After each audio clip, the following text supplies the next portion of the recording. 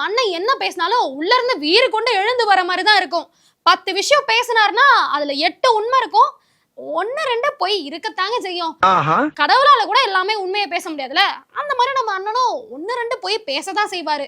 அவர் சொல்ற இந்த 1-2 பொய்யாலேயே அவர் பேசுறது ஃபுல்லாவே பொய்யா தான் இருக்கும் அப்படின்ற மாதிரி அண்ணனையும் இப்ப ட்ரால் மெட்டீரியல் ஆக்கி அடிச்சு ஓரமா உட்கார வச்சிட்டாங்க இந்த மீம் கிரியேட்டர்ஸ். இன்னைக்கு நம்ம சீமானனை பத்தி ஏகப்பட்ட மீம்ஸ் ட்ரால்ஸ் எல்லாம் நிறைய வந்திருக்கு. சீமான் ட்ரால்னு போட்டாலே கிட்டத்தட்ட ஸ்க்ரால் பண்ணி கையே வலிச்சதுதான் மிச்சம். அவ்வளவு வீடியோஸ் இருக்கு. அதுல நல்ல ஹைலைட்டான சில வீடியோஸ் எடுத்து வச்சிருக்கேன். இன்னைக்கு அதை பத்தி தான் பார்க்க போறோம். ஓ குரலி வித்தையா? வாங்க உண்மையும் உருட்டும் பாத்துருவோமா? முதல் வீடியோவே நம்ம அண்ணனுக்கு ஒரு இன்ட்ரோ ஒன்று கொடுத்தோம்ல, அதுக்கேத்த மாதிரி தான் முதல் வீடியோவே எடுத்து வச்சிருக்கேன். தம்பி, நான் குட்டி கதை சொல்லவன் அல்ல தம்பி, கட்டுக்கதையை சொல்ல வந்தவன். ஆக்சுவலி அதுல அவர் என்ன சொல்லியிருப்பாருன்னா, விஜய் அவர்கள் வந்து குட்டி ஸ்டோரி சொல்றன்ற மாதிரி எல்லா ஆடியோ லான்ச்லயும் ஆரம்பிப்பார்ல, அவரை தாக்குற விதமா நான் ஒன்னும் குட்டி கதை சொல்ல வரல, வரலாற்றை பேசுவேன்னு உண்மையான வீடியோ. அத அண்ணனுக்கு ஏத்த மாதிரி நான் குட்டி கதை சொல்ல வந்தவன் இல்ல, கட்டுக்கதை சொல்ல வந்தவன் போட்டு வச்சிருக்காங்க. பயப்பிடிச்சிட்டான். எல்லாம் டெக்னாலஜி.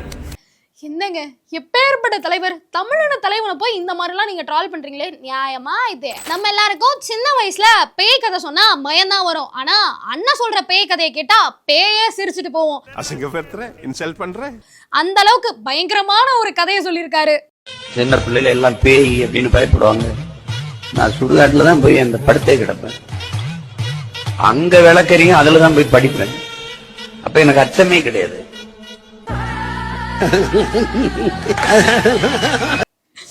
சொல்லி முடிச்சுட்டு வீடியோ கடைசியில அண்ணனோட அந்த பொன் சிரிப்பை கேட்கறதுக்கே இந்த வீடியோ 10 தடவை பார்க்கலாங்க. அதுவும் இதை எப்படி மாஃப் பண்ணி வச்சிருக்காங்கன்னா, இந்த எஸ்டே சூர்யா ஸ்பைடர் படத்துல எஸ்டே சூர்யா சைக்கோ மாதிரி குட்டி வயசுல பண்ணுவார்ல, அதுல அண்ணனோட மூஞ்சியை போட்டு மார்க் பண்ணி வச்சிருக்காங்க. ஆமா, எப்படி நம்ம அண்ணன் வந்து சுடுகாட்டுல தான் படுத்து தூங்குவாரா, அங்க பணமெல்லாம் எரியும்ல அந்த வெளிச்சத்துல தான் படிப்பாராம். இவன் வேற என்னை ரொம்ப டார்ச்சர் பண்றான்டா. ஓரளவுக்கு அடிச்சு விடலாம், வாய்க்கு வந்தபடி எல்லாமே அடிச்சு விடுவீங்க. இப்ப தெரியுதா ஏன் எல்லாரும் உங்களை ட்ரால் பண்ணிட்டு சுத்துறாங்கன்னு? ஆரம்பத்துல நான் கூட நினைச்சேன், சே அண்ணன் நல்லா தானே பேசுறாரு, இவர் எதுக்குங்க இந்த மாதிரிலாம் ட்ரால் பண்றாங்கன்னு. இதெல்லாம் கேட்கும் போது அண்ணனை அடிக்கிறதுல தப்பே இல்லைன்னு தான் தோணுது. இப்ப பொதுவாவே காதல் தோல்வியை விட கொடுமையான வழி இந்த உலகத்துல எதுவுமே கிடையாது அப்படின்னு சொல்லுவாங்க. ஆனா அதை விட ஒரு கொடிய வழியை எங்க அண்ணா அசால்ட்டா சமாளிச்சுட்டு வந்திருக்காரு. அது என்ன வழின்றது கேளுங்க. செயல்கூட்டு ரொம்ப வலிக்குன்னு பயம் காட்டுவாங்க. ஒரு நாள் முதுகுல இருக்கிற படுக்கையில அடிச்சு முதுகுப்புறம் கொட்டி விட்டுருச்சு. என்னடா வலிக்குதுன்னு பார்த்தேன், அது தேல் செத்து கிடக்கு. அப்புறமா இவ்வளவுதான் வலியா? என்னென்ன சொல்றான் பாருங்க, கம்பி கட்டுற கதையெல்லாம் எழுத்து போடுறாங்க. ஆக்சுவலி அண்ணன் படுத்திருந்தாரா, லைட்டா வலியா இருந்துச்சா, என்னன்னு பார்த்தா தேல் முதுகு ஃபுல்லா கொட்டி வச்சிருக்கான். இல்ல எனக்கு புரியல, அது என்ன தேலா இல்ல எறும்பா? அவ்வளவு நேரம் தேலு கடிச்சும் உங்களுக்கு வலிக்கலன்னா, இந்த வடிவேல் டயலாக் ஒன்று வரும்ல, இவ்வளவு நேரம் நெருப்புல இருந்தும் வெடிக்கலன்னா இது அணை குண்டு இல்லடா வெறும் குண்டு அப்படின்ற மாதிரி முதுகு ஃபுல்லா தேல் கொட்டி அண்ணனுக்கு வலியே எடுக்கலையா. அது என்ன தேலா இல்ல எறும்பா? எறும்பு கடிச்சாலும் இங்க நிறைய பேர் வலியில துடிக்கிறாங்க. ஆனா அண்ணனை பாத்தீங்கல்ல, தேலு முதுகு ஃபுல்லா கடிச்சு வச்சும் சுத்தமா வலியே இல்லையா, அசால்ட்டா உதறி விட்டு போனாராம். அண்ணனை கடிச்சு தேலே செத்து போயிட்டான். செயல்கூட்டு ரொம்ப வலிக்குன்னு பயம் காட்டுவாங்க. ஒரு நாள் முதுகுல இருக்கிற படுக்கையில அடிச்சு முதுகுப்புறம் கொட்டி விட்டுருச்சு. என்னடா வலிக்குதுன்னு பார்த்தேன், அது தேல் செத்து கிடக்கு. சரி, கடிச்சது வலிக்கலன்னு வரைக்கும் நாங்க ஒத்துக்கிட்டோம், ஓகே. அது என்ன உங்களை கடிச்சு தேலே செத்து போயிட்டு இந்த மாதிரி எல்லாம் உருட்டுன்னு உருட்டுனீங்கன்னா எப்படின்னா மக்கள் உங்களை தலைவனா ஏத்துப்பாங்க? எப்படி ஓட்டு போடுவாங்க? ஹவு நீங்க நடிச்ச படத்துல இல்ல நீங்க எடுக்கிற படத்துல இந்த மாதிரி டயலாக் வச்சிருந்தீங்கன்னா கைத்தட்டு சில்லறைய செதற விட்டுருப்போம். ஆனா நிஜத்துல மேடையில இந்த மாதிரி பேசுறது ரொம்ப தவறுனே. அடுத்து இன்னொரு கதை ஒண்ணு சொன்னாரு பாருங்க. இது வரைக்கும் சொன்ன கதையாவது ஏதோ கேட்டா நம்புற மாதிரி இருக்கும், ஆனா இது முடியலங்க. டெல்லிக்கு போனோம் நான், தம்பி பிரபு, எங்கள் மூத்தவர். பின்னூர்தி நிலையத்துக்கு வரும்போது பிரபு வண்டியை கொஞ்சம் பின்னாடி எடுத்து விட்டு வரேன்னு அங்கே நின்றுட்டான். நான் முன்னாடி போயிட்டேன். எங்கள் மூத்தவர் வந்து தம்பி தம் போட்டு வரேன் அப்படின்ட்டு அங்கிட்டு போயிட்டாங்க. திடீர்னு பார்த்தீங்கன்னா சுற்றி என்னை இராணுவம் வளைச்சிருச்சு இராணுவம். பிரபு அப்படியே பதறிட்டான், என்னன்னு தெரியல. நீங்க ராணுவம் சுத்தி அண்ணனை வளைச்ச உடனே ஐயோ அண்ணன் ஏதாவது தப்பு பண்ணிருப்பாரோ, ஒருவேளை அண்ணன் வீறு கொண்டு எழுச்சி மிக பேசுறாரோ, அவரை பிடிச்சி ஜெயில போட்டே அவனதுக்காக ராணுவம் வளைச்சிருப்பாங்கன்னு நினைக்கிறீங்க? அதுதான் கிடையாது. ஃபுல்லா கேட்டு முடிங்க. என்னன்னு தெரியலேன்ட்டு எங்க மூத்தவர் அப்படியே கட்ட பாதி அப்படியே நிக்கிறாரு. சுத்தி நின்றுட்டு கட்டி பிடிச்ச அண்ணா ஒரு போட்டோனா, அண்ணா ஒரு செல்ஃபினா. பாத்தீங்கல்ல, அண்ணன் டெல்லி ஏர்போர்ட் போயிருக்காரு. அங்க ராணுவமே சுத்தி வளைச்சு அண்ணன் அப்படியே கட்டி புடிச்சு ஒரு செல்ஃபி கேட்டாங்களாம். இதெல்லாம் நம்புற மாதிரியாங்க இருக்குது?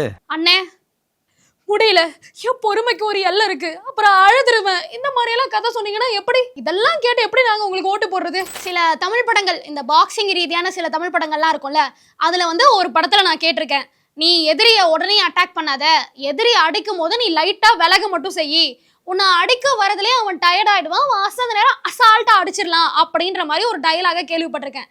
இது நான் எந்த படத்துல பார்த்திருப்பேன் ரொம்ப நேரம் மண்டை போட்டு பிச்சுக்கிட்டு இருந்தேன். இப்பதான் தெரியுது அது படத்துல கேட்கலங்க, அண்ணன் கிட்ட கேட்ட டயலாக்னு. போட்டிக்கு அனுப்புவாங்க, ஒல்லியா சின்ன பையனா இருக்கும். நான் கிரீன் பெல்ட் தான் வாங்கியிருந்தேன். இந்த ரெட் பெல்ட், பிளாக் பெல்ட் வாங்கினவெல்லாம் தூக்கி என்னோட சண்டை போட விடுவான். முரட்டு ஆளா இருப்பான். பயப்படாம நிற்பேன். ஏறி அடிப்பான். நான் அவன் சோற வர இங்கிட்டு ஓடுவேன்.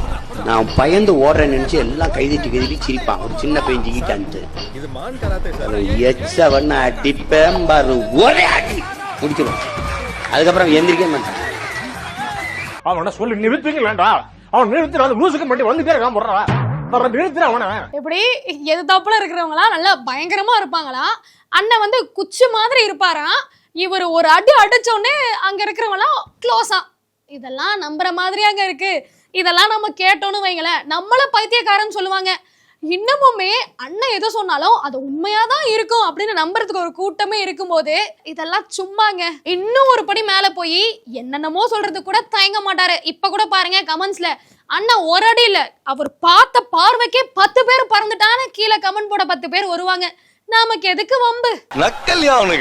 இப்போ நம்ம வந்து அண்ணன் பேசுறத கேட்டு சில்லறையெல்லாம் சதற விடுறோம். இன்னும் கொஞ்சம் வருஷம் போயிட்டு என் பேர பசங்க அண்ணன் பேசுறத கேட்டா எப்படி இருக்கும்? அதுக்கான ஒரு சின்ன இமேஜினேஷன் தான் இது.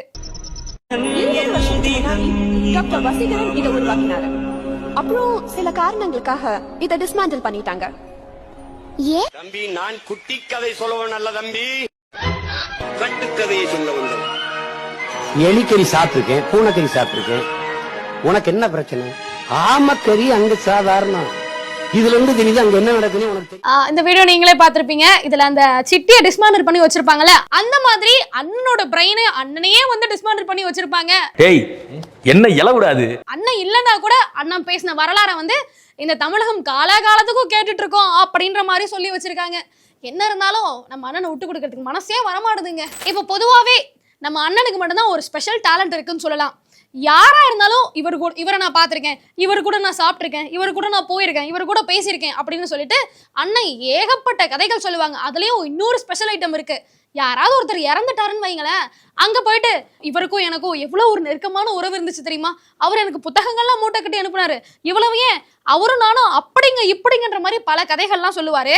அண்ணன் சொன்ன கதை நிஜமா இருந்தா எப்படி இருக்கும், அதுக்கான ஒரு சின்ன வீடியோ தான் இது.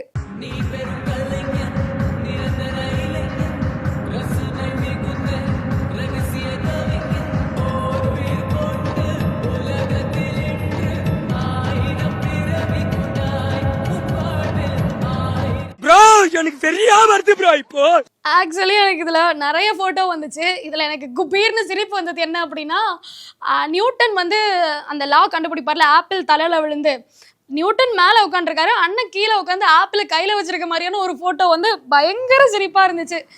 எனக்கு தெரிஞ்சு இந்த ஒரு விஷயத்த மட்டும் அண்ணன் கம்மி பண்ணிக்கிட்டா நல்லா இருக்கும்னு நினைக்கிறேன். ஏன்னா யாரை பார்த்தாலும் தெரியும் அவருக்கும் எனக்கு இவ்வளவு பழக்கங்க அப்படின்னு அவர் சொல்றதாலேயோ என்னமோ தெரியல, ஆளாளுக்கு அண்ணனை தூக்கி போட்டு அடிக்கிறானுங்க.